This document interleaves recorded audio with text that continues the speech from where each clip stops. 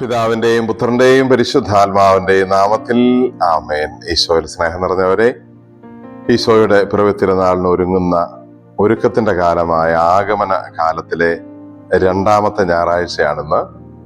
ഈശോയുടെ തിരുപ്പിറവിക്ക് വേണ്ടി നമുക്ക് പ്രാർത്ഥനാപൂർവ്വം ഹൃദയങ്ങളെ ഒരുക്കാം. നമ്മുടെ ഹൃദയങ്ങൾ പുൽക്കൂടുകളാക്കി വിശുദ്ധിയോടെ പൗത്രതയോടെ മാറ്റാനുള്ള പരിശ്രമത്തിലാണല്ലോ നമ്മൾ.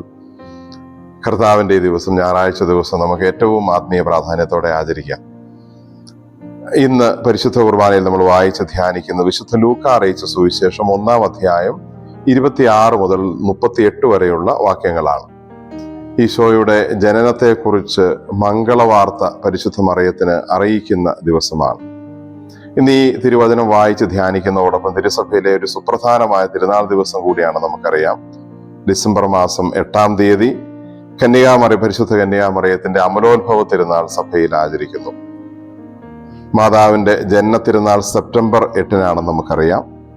ആ സെപ്റ്റംബർ 8-ന് പുറകിലേക്കുള്ള 9 മാസങ്ങളുടെ കണക്ക് എടുത്താണ് അമലോത്ഭവ തിരുനാൾ ഈ ഡിസംബർ മാസം 8-ാം തീയതിയായി തിരുസഭ ആചരിക്കുന്നത്.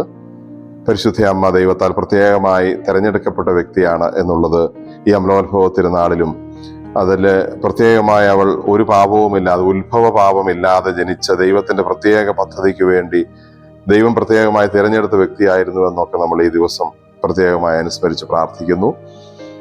ഈ പരിശുദ്ധ അമ്മയ്ക്ക് ദൈവം പ്രത്യേകമായ ഈ ദൗത്യം, ഉത്തരവാദിത്വം, മഹാഭാഗ്യം നൽകുന്ന സന്ദർഭമാണ് സുവിശേഷത്തിൽ നമ്മൾ വായിച്ചു കേൾക്കുന്നത്. ഗബ്രിയേൽ ദൂതൻ പരിശുദ്ധ അമ്മയുടെ അടുത്ത് വന്ന് മംഗളവാർത്ത അറിയിക്കുന്ന കാര്യം. മറിയം എന്തുകൊണ്ട് ഈ വലിയ അനുഗ്രഹത്തിന് തിരഞ്ഞെടുക്കപ്പെട്ടു എന്നാണ് നമ്മൾ ഇന്ന് ചിന്തിക്കുന്നത്.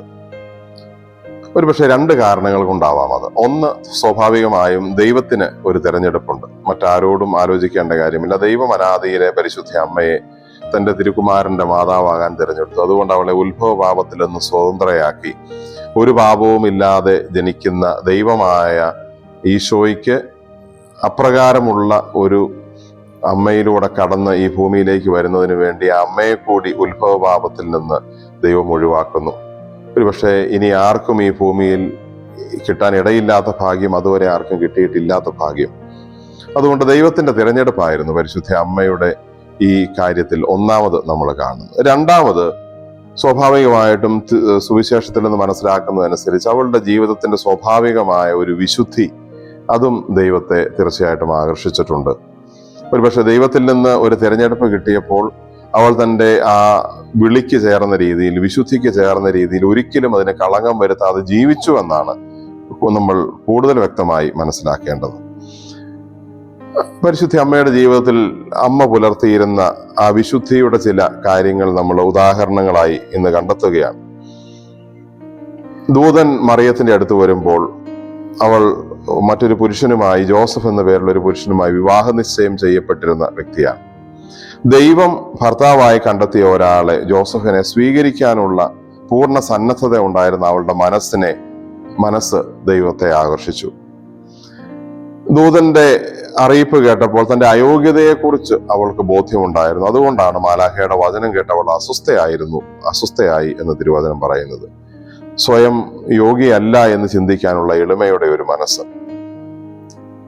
തുടർന്ന് പറയുന്നു, മാലാഖ പറഞ്ഞതിനെ കുറിച്ച് അവൾ ഇങ്ങനെ ചിന്തിച്ചു. ദൈവം പറഞ്ഞതിനെ കുറിച്ച് വളരെ ഗൗരവമായി എടുത്ത് ചിന്തിക്കാനും ധ്യാനിക്കാനും ഹൃദയത്തിൽ അതിനെ ഉൾക്കൊള്ളാനും കാണിച്ച പരിശുദ്ധ അമ്മയുടെ മനസ്സ്. ദൂതൻ പറഞ്ഞത് കേൾക്കാൻ അമ്മ കാണിച്ച ഒരു സന്നദ്ധത, ശാന്തമായി നിന്ന് കേട്ട ദൈവത്തിന് തന്നെ കുറിച്ചുള്ള പദ്ധതി എന്താണെന്ന് മനസ്സിലാക്കാൻ അവൾ പരിശ്രമിച്ചു. അവളുടെ ഒരു സന്നദ്ധത ദൂതന്റെ വാക്കുകളോട് കാണിച്ചതും ദൈവത്തെ പ്രീതിപ്പെടുത്തി. അവളുടെ സത്യസന്ധമായ മനസ്സിന്റെ പ്രതികരണമായിരുന്നു അവളിൽ നിന്ന് വന്ന ചോദ്യം. ഇതെങ്ങനെ സംഭവിക്കും? ഞാൻ പുരുഷനെ അറിയുന്നില്ലല്ലോ. സ്വാഭാവികമായിട്ടും അതൊരു സത്യസന്ധമായ മനസ്സിന്റെ പ്രതികരണമായി ദൈവം കണ്ടു, ഒരു സ്ട്രെയിറ്റ് ഹാർട്ട്.